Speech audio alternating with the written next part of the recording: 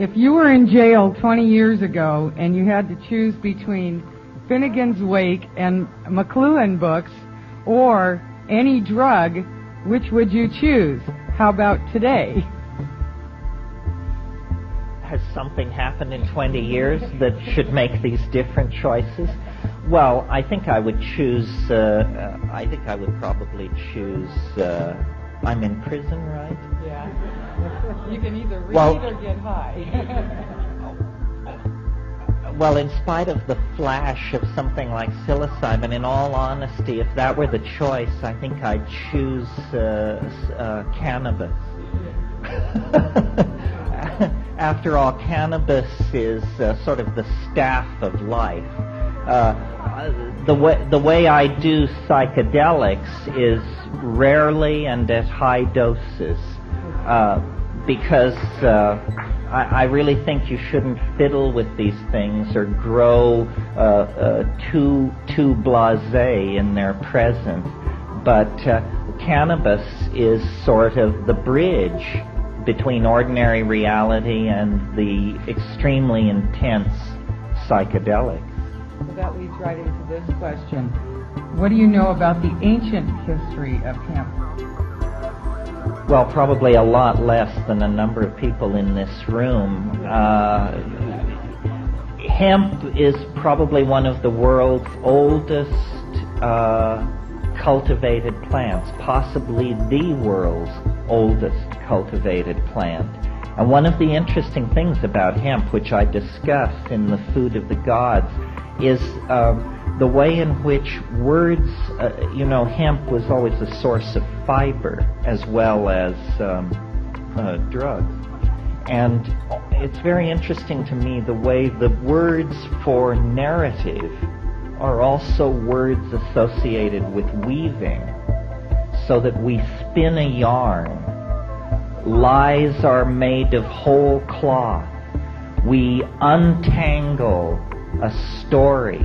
We follow the thread of narrative. You see, I think I call the chapter on cannabis in my book The Ballad of the Dreaming Weavers.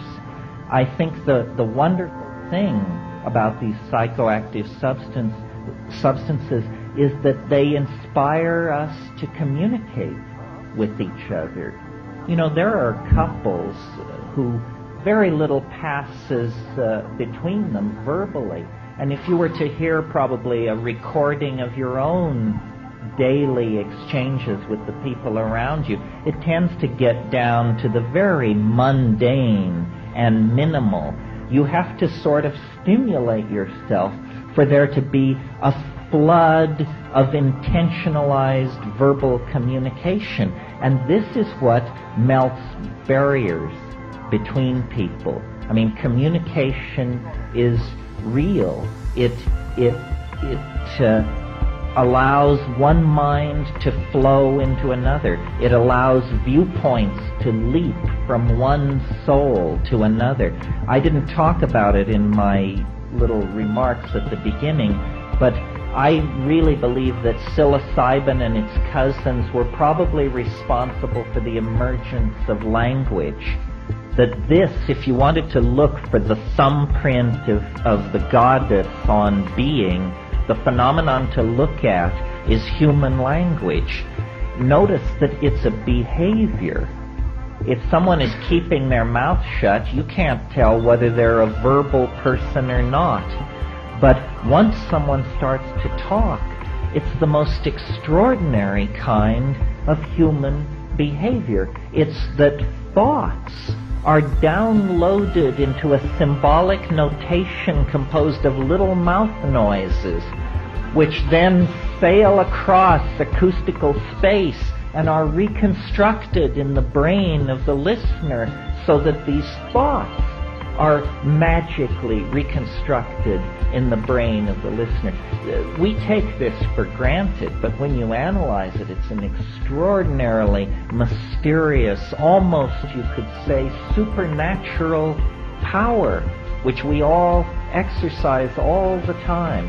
And I believe that this is something which these psychedelics kick-started in the neural architecture of our remote ancestors. 5 dried grams of Stropharia cubensis. And what I would urge you to do is, if you think you're a sophisticate, buy a scale and weigh the dose that you've been calling good enough. It may stand your hair on end, because there are a lot of people running around who think they know what the psychedelic experience is about, who have only scuffed their feet on the doorstop, haven't even entered into the atrium, let alone explored the cellar, the attic, and the basement of these places.